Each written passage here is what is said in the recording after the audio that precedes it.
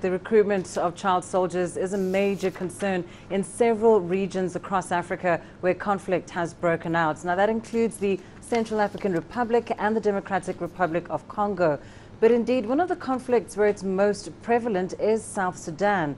The government and the United Nations are now working towards ending the recruitment of child soldiers and reintegrating those children back into society. CGTN's Thuli Tshabalala has more. Their innocence was stolen at an early age. Some were snatched from their homes, while others joined on their own. Nobody forced me. I sat with myself and thought about it. I started looking for the way to meet these rebels. In the midst of the country's armed conflict, they were forced to pick up guns instead of toys and commit unthinkable atrocities. There are individuals who do not value the life of child. You cannot condemn the whole nation because of individual mistakes. Let us, but more importantly, give us the support so that we release these children to their home. It's important to have the children out of the army, simply because the best place for the child is in the family. The child below the age of 18 is not supposed to be in the army. He's supposed to be educated. The process of registering and screening the children started sometime in October 2017. Now that they've been released, the children will receive the support they need to rejoin their communities. Some of those children wanted to be reunited with their families, and I met a young woman who just wanted to be a tailor and to be able to sew clothes and sell clothes for a living. These are dreams of people that should have those dreams realized. The United Nations is making progress in the counties of Moroba, Bentiu and Inpibo, and hopes to secure the release of more children in coming months. Thuli Tshabalala, CGTN. Well, let's get you more perspective on the recruitment of children in conflict in Africa. I'm joined live in studio by James Elder, the spokesperson for UNICEF in Eastern and Southern Africa. James, we know, of course, that this is a global challenge, but just how pervasive is the recruitment of child soldiers in Africa? Well, sadly, it's very widespread. We're looking at around 100,000 children in Africa who are recruited into armed groups and so on. And 100,000 means that the vast majority have been forcibly recruited. They've been violently recruited. Some of them that I've met have been given an AK-47, which is a terrible, perfect gun for a child to be able to manoeuvre.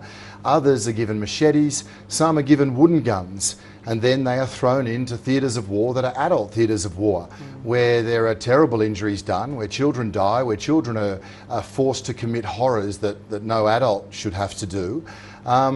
In short, Lindy, they're robbed of a childhood, and you don't get a childhood back. Yeah. And James, you know, the UN has used the word endemic to describe child recruitment in places like the CAR, the DRC, South Sudan. What do these conflict areas have in common that makes it so prevalent there and so difficult to stop?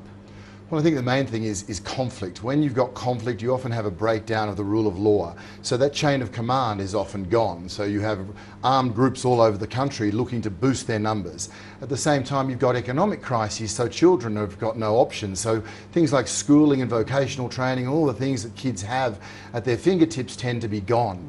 So once you've got this environment, then it's ripe for those people who would break international humanitarian law. It's very important to remember that there are very clear international laws against the recruitment of children, and they're there for a set reason, because once children are recruited, once you do steal that child from them, you do irreparable damage often to a child, but also to society, to the villages, to all those places that children are taken from. It seems there's like a global agreement, though, that we don't want this to happen to our children. But somewhere there seems to be a missing link between government or state authorities, international organizations. Where's this gap, really, that should be addressing child recruitment and putting it to a stop? Well, the gap is exactly as I mentioned. The gap is when you have armed groups who are not listening to a chain of command, or armed groups who simply think it's more important that they win the next battle with children. But we've seen time and again, when you recruit children, you do more damage than good. I was in South Sudan for the report you just showed, and I met many of these children. I'm meeting 9, 10-year-olds with perfect English, but who are now scarred, who will say things like, "My brain is scarred from this gun." these kind of situations. Now, what organisations like UNICEF will do, we will work to get the release. And this is very complicated. You work with armed groups, you work with governments, you work with groups who are very suspicious of the United Nations. But once we get the release of these children, you give them a second chance. And by that I mean giving them education, giving them vocational training, giving them back to families. I've been with a 10-year-old girl whose mother thought she would never, ever see her again. To see the face on that mum when she held her 10-year-old daughter again is what we're working for. So getting a couple of hundred children out of South Sudan is huge. But there are thousands as we speak who are not recruited. And I think the message has to be that any conflict that includes 10-year-olds is a conflict for which there'll be no winners. Absolutely. James Elder, thank you very much for that. Joining us here in studio, the spokesperson for UNICEF for Eastern and Southern Africa.